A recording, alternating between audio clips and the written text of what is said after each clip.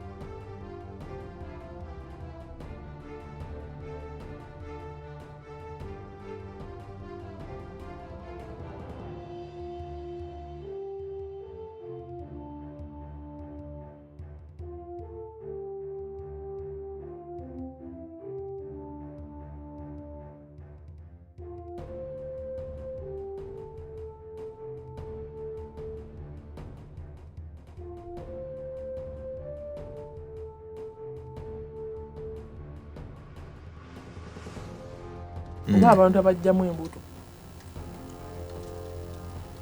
Do you know what is next? In other words, mu bulamu buno obwa bulijjo obuli physical, what is next? Of course theories nyingi. Abamu bagamba nti ku nsi tulinga bumunyeera. In other words, nti ensi yatuzaala. Kuliko embeera nnungi nti newe osudde oli akasigo kajja kumera. Nti naffe bwe tuli ekitali ku gundi ndala ku planets ndala. Nejjukira nze nagambako wano nti nze I know there is God. Katonda gyali yatonda eggulu n'ensi naye si ffeffekka abali mu bwengula bw'ensi eno. Yes. Ebitonde bira biyitirivu nnyo gyebiri. Ebiri ku planets ebirala. Weewaawo nti okumanya kwaffe kukyali kutono. Naye nga ku planets eziri mu trillion ne trillion eziri mu bwengula bw'ensi eno si ffeffekka abali mu nsi muno. Waliyo ebirala.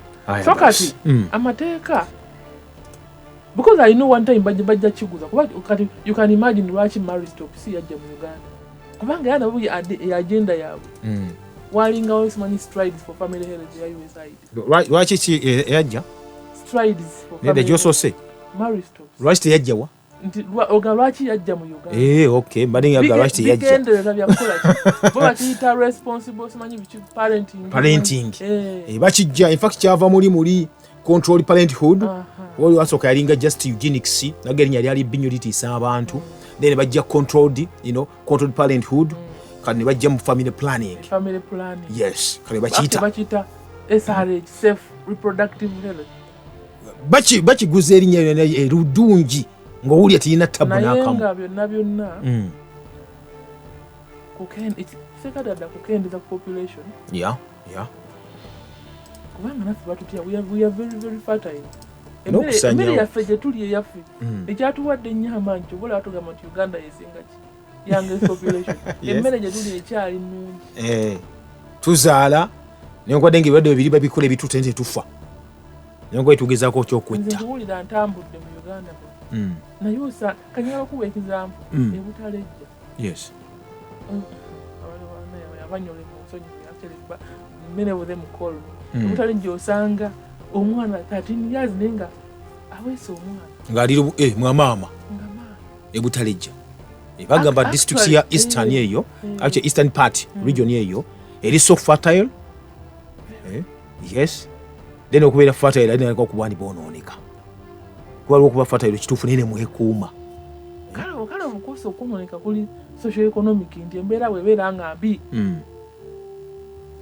This is a funny statement kyoyina kyekikutaasa sijja kuyita waawo naye ngo ebutalejja acho atugamba nti ya district nakyogerako wano oli nti omwana nti the youngest jjajja mu nsi yonna ali butalejja omwana yazaala mwana munne omwana munne n'azaala mwana munne ali butalejja 26 years omwana ali afuuse jjajja. That is kikulaga how far we are ng'eggwanga. Yes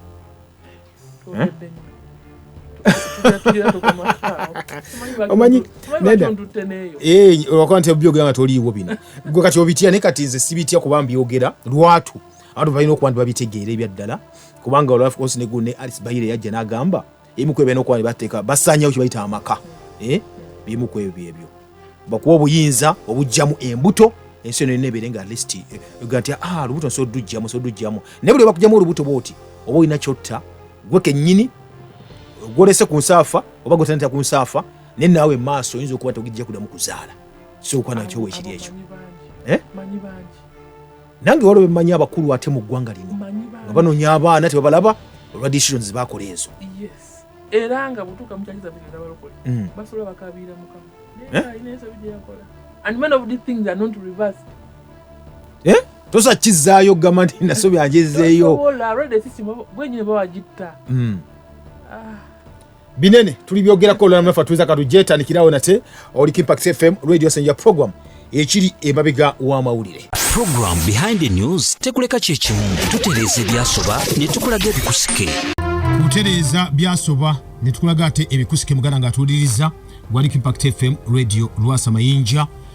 Tukyali ffenna mu studios ni Dr. Garwang Henry lecturer okuva Maka University yasomesa abalimi abasomesa obulimi mu ggwanga lya Uganda. Dokita, ku nsonga ya KALUSU yangiddewo mu kibuga kyaffe Kampala. Oli abuuza ekibuuzo n'agamba okusinza ku bannaffe bano bannasibu abatta ente abasala ente mu bbuca bagenda nti obanga KALUSU yaliwo ekyotera Sembabule gavumenti essawo kalantiini ate yabuusa ati okutuuka e Kampala PS n'amulamu n'agamba nti KALUSU atambulira mu mpewo. Wetwatandikirawo webale nnyo twali wano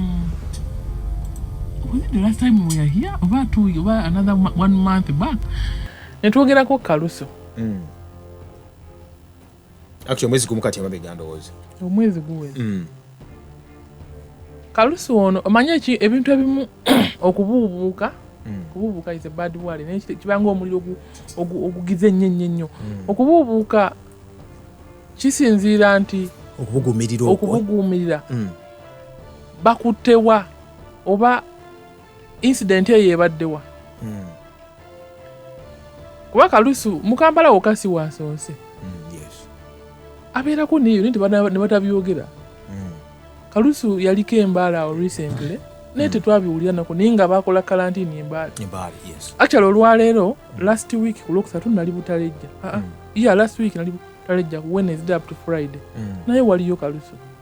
Era nali ne DVO veterinary office wa district. Nga baasiba ente tezifuluma naye ate nga internally nga abantu bali nyama. Kati KALUSU ya abadde Sembabule kuba otunuulira Uganda nagamba ku kye bayita Cattle Corridor olukuubo olulimu ente oluva wansi eri wansi eddala district eri wansi nga Lubirizi ziti Lubirizi Lubirizi Mbalala Mitoma Sembabule Mubende Kiboga Kyankwanzi Bwero Nakasongola Apachi Amolatalo n'ogenda paka eri Ekatakwi Cattle Corridor gye tulina mu Uganda. Ekirwadde we kibeera nga kigudde katugeze nga Embalala awa ne kigwe Sembabule waliwo chances nti kiyinza okwambuka ne kigenda bwe kityo singa ente zino zibeera ziyisiŋŋanya singa babeera bazitambuza ku bimotoka oba n'ennyama yennyini oba n'amata okutambula. Kuba KALUSU nabagamba nti it's a viral disease akawuka ka virus nabagamba nti virus ku makya ebeera nga eyambadde ekikofiira ekimyufu kumpaga neyambala ekya yero ku 12 neyambala ekya bbulu kitegeeza nti bw'okola eddagala nga kitagetinze red heart oba weerimba kati bwe buzibu bwa all of viral diseases including HIV oba including senyiga senyiga naye it's a virus. KALUSU atambula atya? Twagamba nti ente webeera nga erina bweri n'eri omuddo nesuulasuula obulusulusu obwo. The reason why it is called KALUSU kuba taaliko nti ente eno efuna omusujja njaga PS naye abeere nga akiwuya kino olw'ensonga nawe waliwo omukono gwe nakubidde mu ministry ne mugamba owulidde minisita gundi wamwe PS omwe kyayogedde ne yeekanga.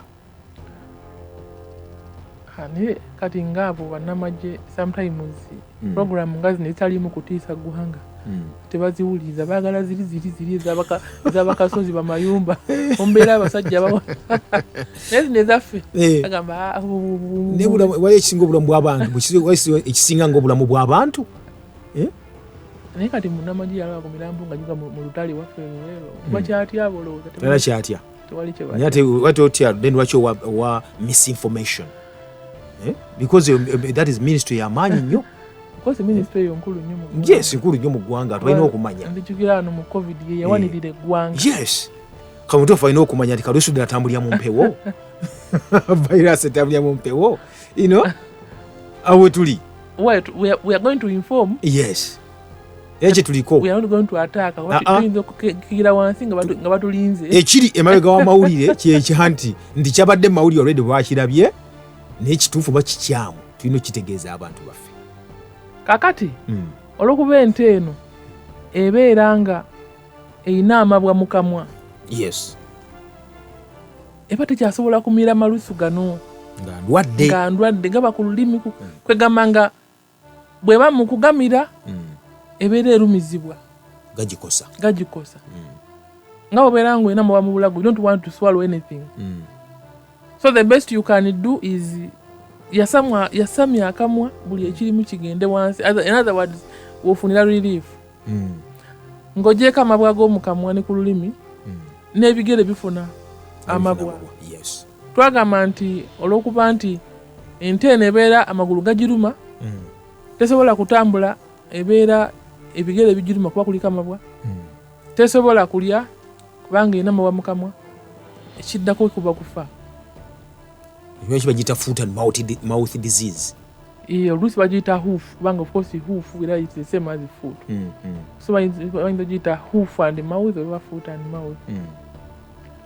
Obulwadde buno twagamba nti ente bw'ebeera eriiridde ezimu zirya omunnyo mu lyato, amaato gamanya agente.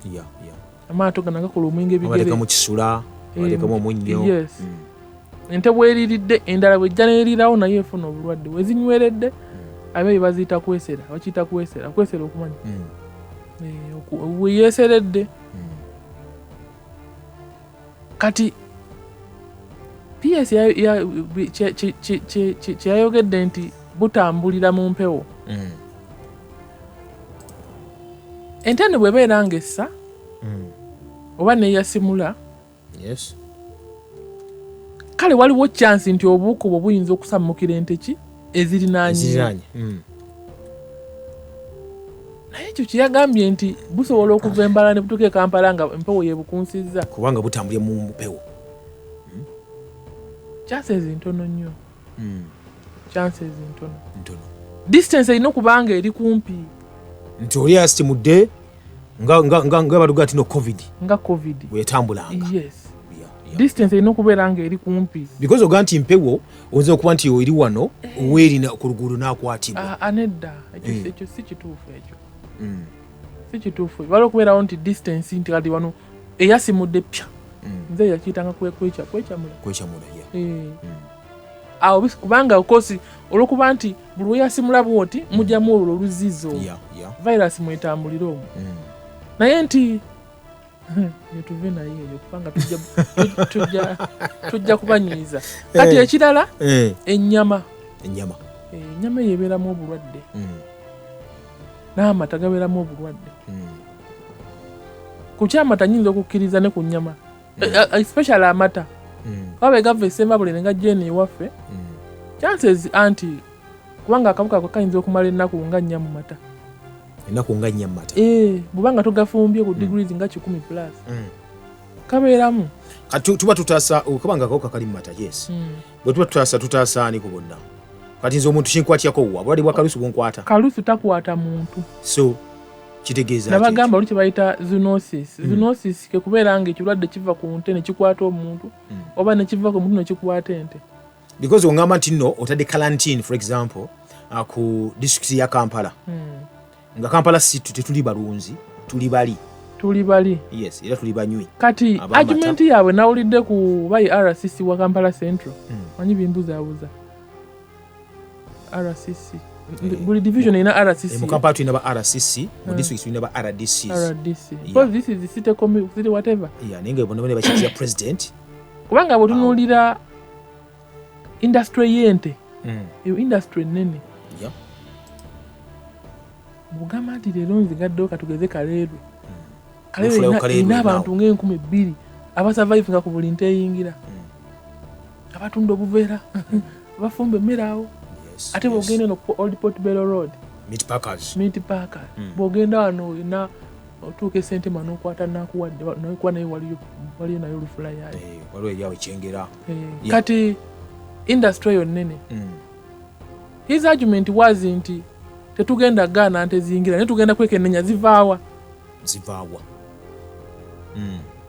Naye tejjukira nkugambye nti nno ente ezo ziri mu Cattle Corridor.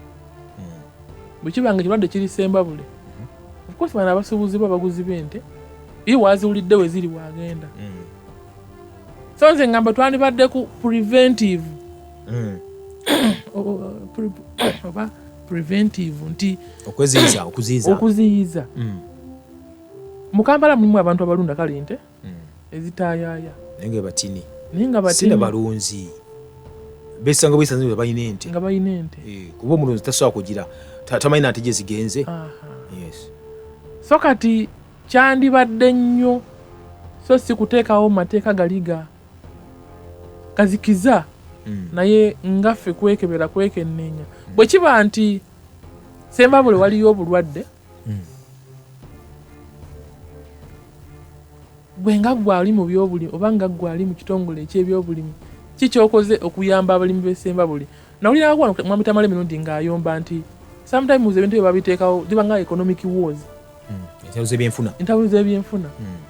Nti waliwo ayagala okuyisaawo ekikye. N'ayimusa nti kati kalusu wuno agudde. Naye ng'ate osanga ewaffe engoma zijja kutambula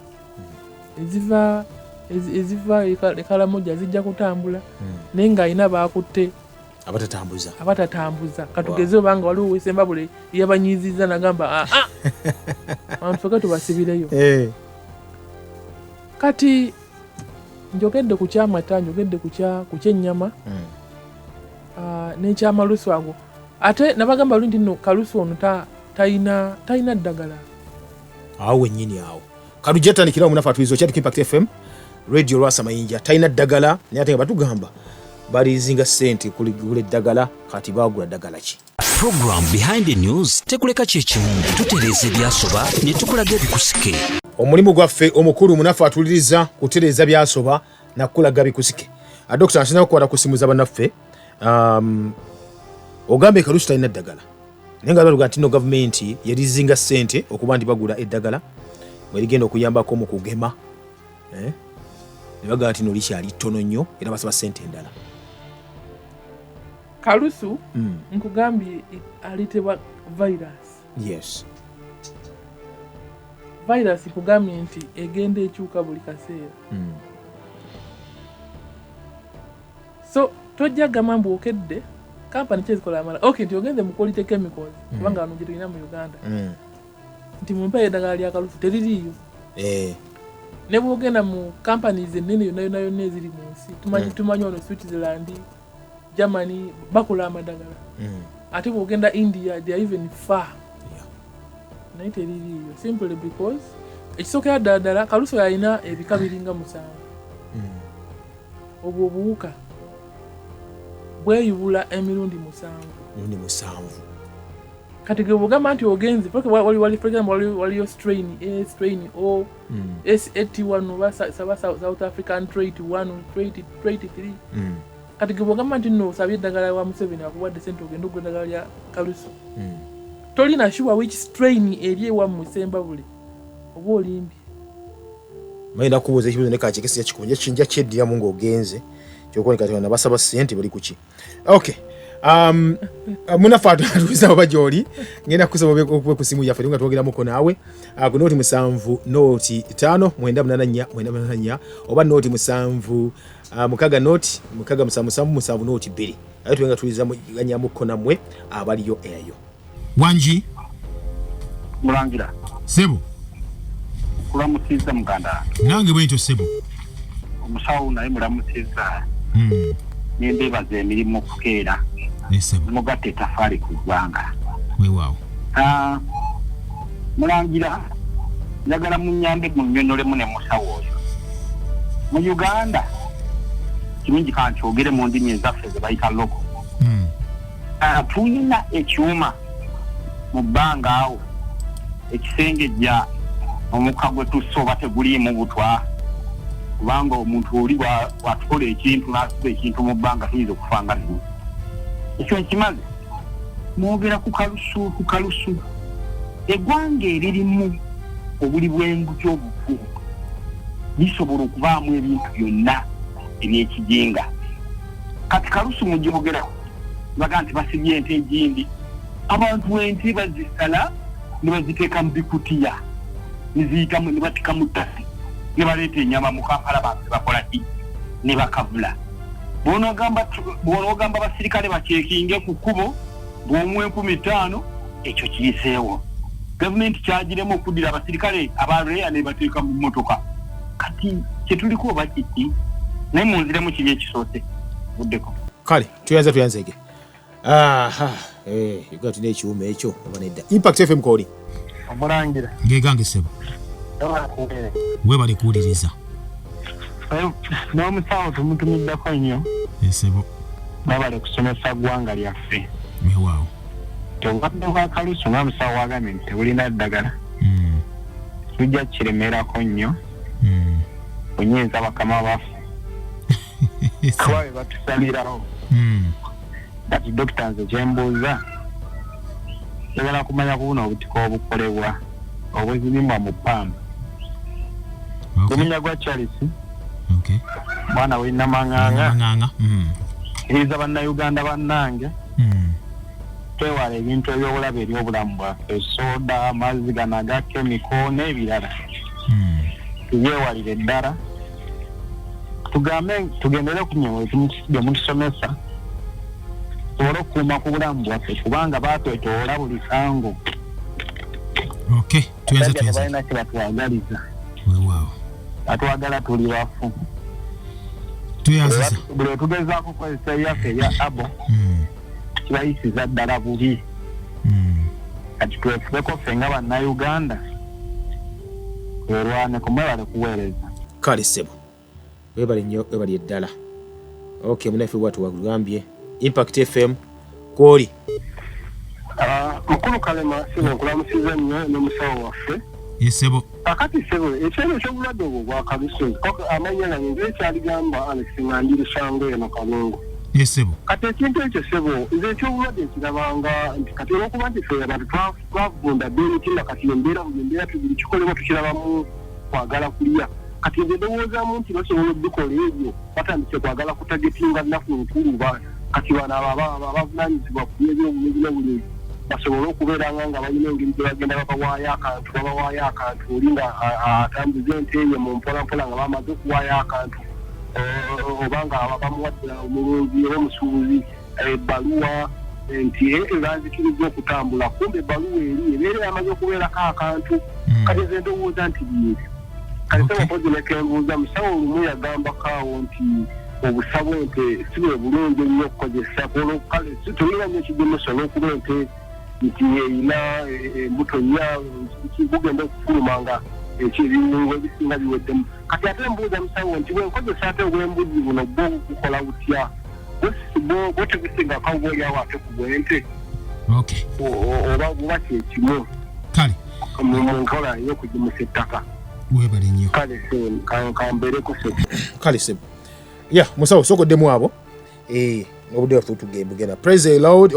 Banange cows move at night as if it's day, so the spread of the disease is not controlled. Harriet aliseeta bwatu wagambye webale nnyo nabatanya kumalirizayo nti olw'okuba nti kalusu talina ddagala tukola wakibaita secondary infection kyekyo nga bw'ogamba nti omuntu alina siriimu wabula n'alwala ng'omusujja ekifuba biki kati ebyo tubeera tujjanjaba nti kalusu katugeze aleese oba nti ntebe eweddemu amaanyi n'ogiwa kukizaamu amaanyi naye nga nti lyo ddagala nti liri mu dduuka livudde mu chemicals ya kalusu no way mwami yabuuzizza ekyuma ekirongoosa omukka nedda eraba n'ensi nga bwolaba Beijing time etuuka nga waliwo ekire waggulu wali kiddugavu naye nga kivudde ku factory masiki zaafuukanga ssaawa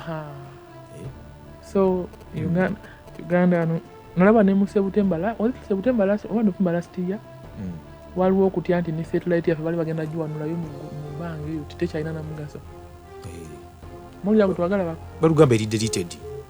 Thank you. That is the right word. Okijeyo deleted so wala kuteesa kwa mukama oba wakweraliikira weeraliikirire terukirina kalusu waboogedde wano ndi corruption biki naye ebintu byonna tuyinza obiraba kungulu oba obulwadde gye buli era busobola kale kaŋŋambe nti ente enkulu nga zo ziyinza obutafa naye buno obuyana obuto ojjukira myunti eba ekyali oba obusirikale beera bukyali lwaki basekawo amateeka ago nti kiyamba obutasaasaana nnyo kubanga nabagamba nti mu kukategorizinga obulwadde obwo waliwo bwe tuyita contagious obumu babuyita communicable nti woolabidde bwoti kubira omusawo nti waguddebwo kiba communicable bw'okalaba budduka ku speed bukwata ente ku speed nnyo kyova olaba nti well information ng'ejja neeyogerebwa okulaba nga bakendeeza ekyokugamba nti nnaku nkulu nti osanga bavuddeyo batagetinge